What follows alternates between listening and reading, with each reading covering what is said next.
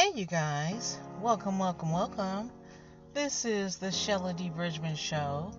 This is Shella D. Bridgman, and this is also my testimony. Welcome, welcome, welcome. Come on in. Let's see. There's the lady. So I'm here at the library, recording for you. It's Tuesday. It is the 10th of December, so we have about 21 more days for the end of for this year. So, okay, take the glasses off. So, we're doing it. I'm just kind of jumping in here. I don't know. It feels like a good day. I was leaving work this morning and I delayed a little bit. Got to the car and I don't know. I felt like something good was going to happen today, or I feel like something good is going to happen today. I feel like. Oh my goodness! Stop. Yeah, I feel like this is a day that if you told me, I just got the CD going or something.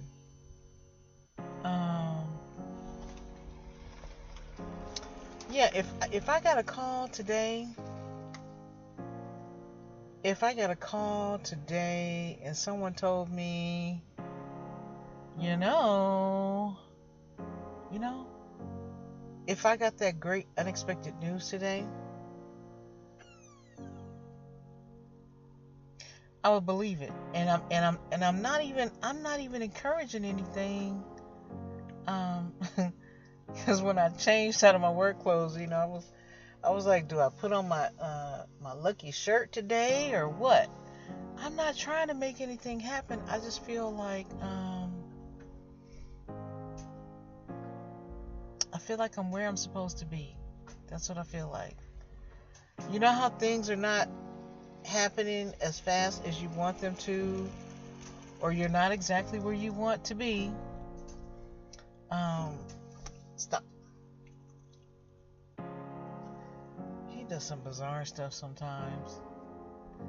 Yeah, you know how stuff isn't the way you want it, but it's a feeling, It's like a feeling like when you've made the right choice. You don't have the details of how this is going to work out, or how things are going to fall into place, but like you've made the right choice. That's how I feel. I don't feel like everything is wonderful or perfect or anything like that, but I feel like I've made some right choices that have landed me exactly where I am, and it is exactly where I'm supposed to be. I feel like I have some challenges in front of me, and I feel like I'm doing the best I can to deal with them. Like, to, as Joyce says, to not be moved. To not be moved, and to be anchored in who I am.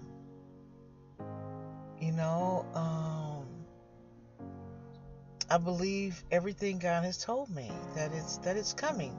A better life is coming. I was looking at, I was at work and it was, like the end of the shift, and I was like, oh, let me, I listened to the video from yesterday. I listened to it yesterday, and that was something, because I kept going to sleep. I was, it was at the time I should have been sleeping, but I wanted to hear it. And I kept going to sleep, but I got through it, and then I listen to it later. See, that's what I'm saying. I try to listen when I can focus and stuff like that. And I listened to it and I was like, dang, you know, I'm flabbergasted, you know, by this process. I'm flabbergasted by who I am. You know what I mean? I'm like, I'm hiding in plain sight, like for real, for real, for real. You know, um, I'm doing this thing. I'm like, I'm producing work every day. I'm producing work every day. I'm producing what the people call content every day, and not 3 minutes. I've decided to cut it down. I've decided to, okay, let's get to this, because I've been having, oh God, because I've been having problems, with stuff. It's like, okay, let me just cut this down and get to it, not to say that anything that I've been doing has been wasteful, but I've just decided, boom. I heard the people, they do the videos, then they go boom. They catch you by surprise, and it's like boom. Okay, let's make it happen. And that's how I feel. Okay, like boom. I feel like boom. So but yeah, every day I have something for you. I have something for you every day. And it's almost like it's like after you run a marathon. After you run a marathon, before you've had a shower, before you've had the bananas that they say you need to help restore yourself, before you've had a drink of water, and someone says, okay, now go do something meaningful. Go say something that means something. And that's what I feel like. That's what I feel like. I feel like someone has a lighter underneath my feet. And I'm still talking. And I'm still creating. And I'm still going on, and I'm still moving forward. And I'm doing this. That's what I feel like.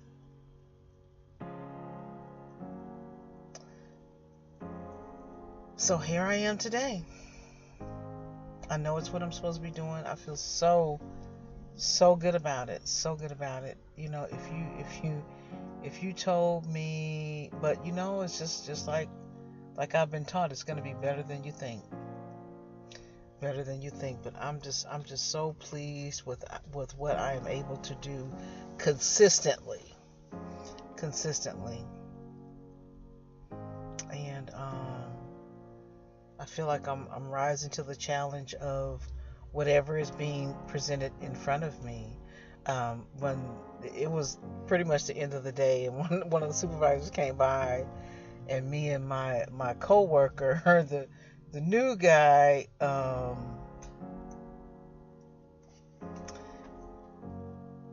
he wanted to jump in there and okay, you've seen me, is there anything you want me to do?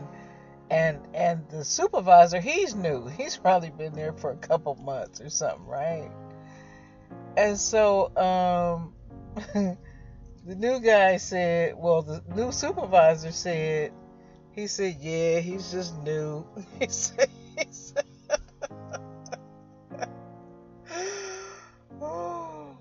he said he's just new. He's just going above and beyond. He said because he's new, right? He said just wait a little while and he's got a slight tail like everybody else, right? I said, yeah, when he figures out that everything is broken and there's nothing that you can do to fix it.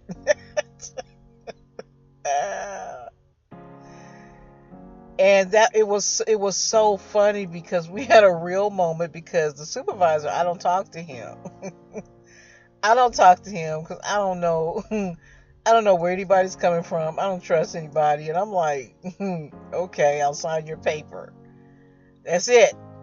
No conversation. And so, but he said that, and I was like, yep, you know. And I said what I said, and I meant it. You had that is some adjustment. That is some adjustment when you go to work. When you go to work and you go to all the trouble to get up, get dressed, get yourself out there, and get your have your coffee or whatever, get your lunch together, get your mind right and everything, and you get there and you ready to go. And the effort that you have to offer, there's nothing to do with it. There's nothing to do with it. And it's like when you're a horse and you're ready to run the race, and they cancel, and they keep canceling. Like every time you train, you eat the stuff you're supposed to eat, and you go out there, and they just keep canceling the race. And you're like, wait a minute. But I'm a thoroughbred. What am I supposed to do with all this? That's what my job is like. That's what it's like. But what I know, this is what I really know, is it's where I'm supposed to be. And even in a situation like that, you can learn something. Because it teaches you patience. It teaches you to do what you can do. It teaches you to be flexible. It teaches you to, just be cool. Be cool. Ride with it. It helps you to. It's like everybody has gifts and skills. Well, to be able to do that is helping you to grow in those areas as well. To deal with the fact that you can't change everything. You're not in control of everything. You're not in control of everybody.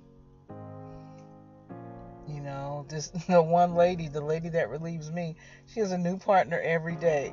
I'm like, she is just too much. She's too much. She wanted, I don't know if I told you guys this. So I got the little Christmas trees for work.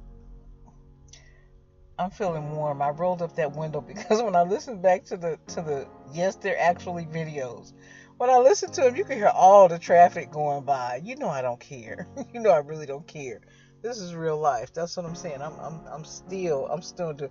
It's like when you listen to the people at church and the pastor's preaching, and you hear the baby screaming is about as loud as he's talking, right? Yes, it he. Let me get some air in here. But yeah, there's something to be learned in a situation that you're not in control of.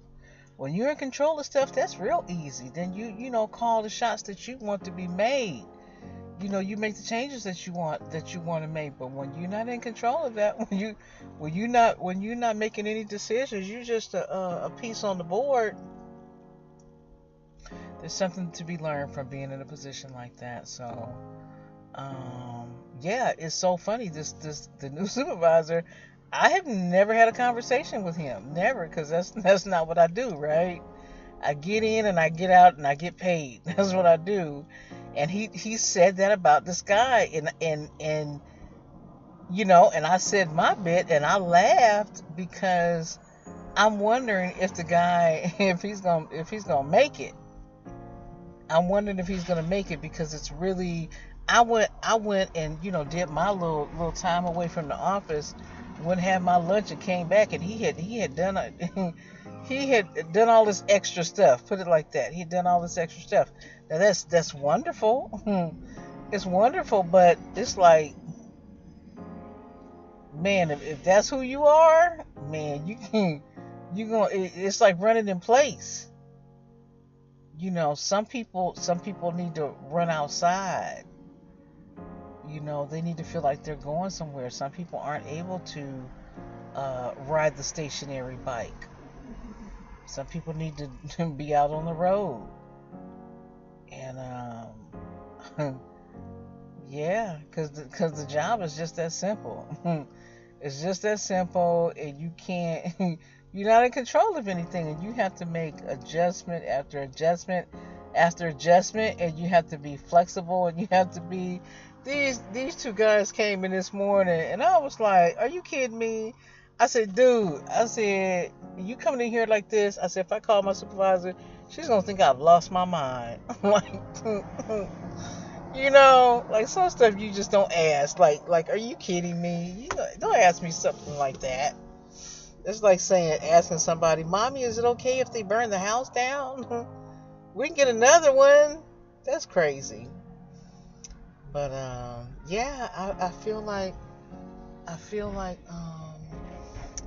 I'm being presented with some challenges. I do have a new partner, and the guy that I worked with before, he was, I refer to him as a blank piece of paper. When you talk to him, he would just blink.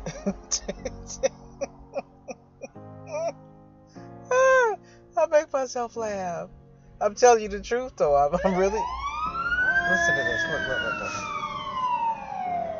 Yep, he would just blink. He would blink. So. I go to work with my own thoughts and leave with my own thoughts, because there was no exchange. So yeah, so I'm still adjusting to the change. I'm adjusting, but I feel good that I'm adjusting well. When I hear something that I think is quite interesting, I don't say anything. I just look. I start blinking.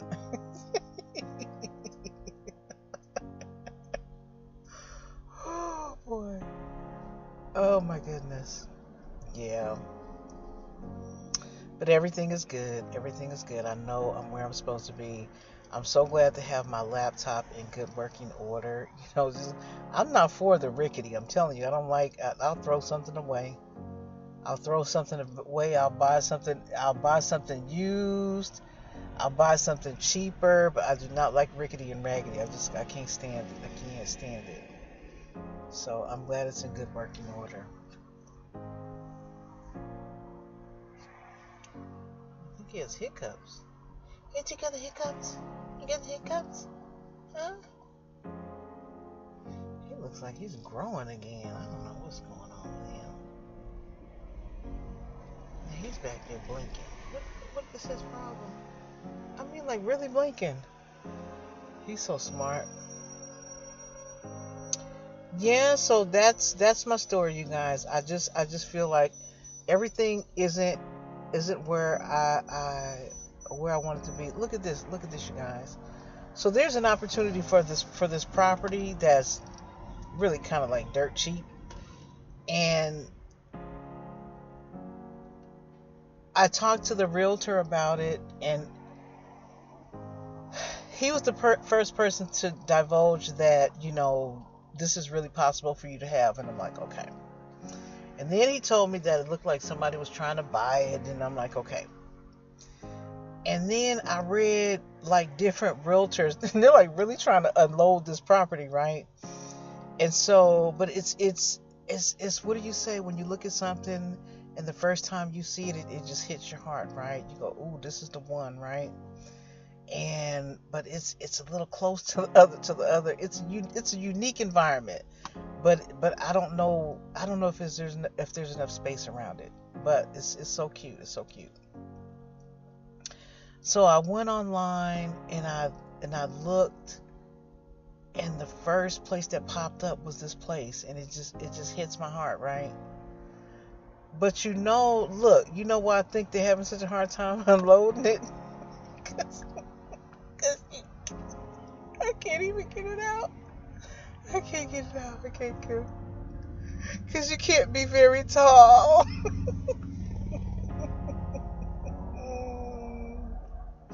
You can't be very tall. You can't be very tall, you guys. You can't be very tall. And so, because different realtors have it listed, different people have included different information. I think this guy actually did include the email that he sent me, the particulars of it. And you know how you have to find the time to actually read something, right? And I went back and read it, and it said, I think it said like 6 feet or something. Like, that's how high it is, right? Now, I'm not making fun of anybody because I'm not very tall. I'm not very tall, right? I mean, 6 feet to me is tall. But yeah, so that's what I think the catch is, because it's not really expensive. Put it like this: I've seen properties go for like millions of dollars, like they were there and then they're not there. People have some money to spend. They're really buying stuff. This place is not really expensive, and it's in a good neighborhood. It's all of that, but yeah, I think it's because you can't be very tall. I think that's the catch. And I'm like, that is so funny to me. It's so funny to me. But yeah, I don't know. So things are not where I want them to be. But as you can see, I'm in good spirits.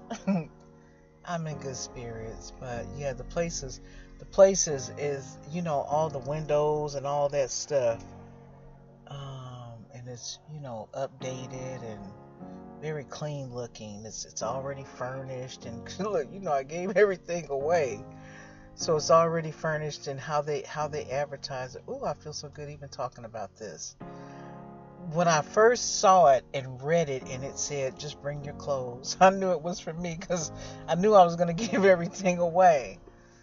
And oh, that's my door. Yeah, and the places is still there. It's still there.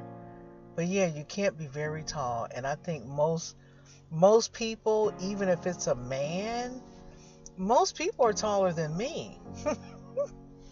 Most people are taller than me. You know what I'm saying? But you know what's really funny about that is I didn't realize I wasn't very tall until one day. I was teaching, and we took a group picture, and they put me in the front row, and I was like, "What? What are you saying?" I didn't know I wasn't very tall until I was older. I didn't know, right? But the people on my father's side are really short. They're really short. My aunt that passed, that was like a mother to me. She would wear capri pants for the ladies out there. She would wear capri pants for regular pants. She wasn't tall. All of her daughter, this is a bunch of people that are not very tall. Okay, yeah. So that's what I mean. It's no slight to anybody, but it's like, okay, is this working for me? Is this working for me that is this helping me to get this place that nobody wants, because you can't be very tall? So yeah, I feel good. I feel good. That was so funny. The guy said he's going above and beyond because he's new. He said, give him a little more time. He'll be like everybody else. Because you can't go in there with your motor running. You just can't. You got to be ready for. My job is unpredictable. You have to be ready for if something happens. You have to be ready, but you can't. You got to be flexible.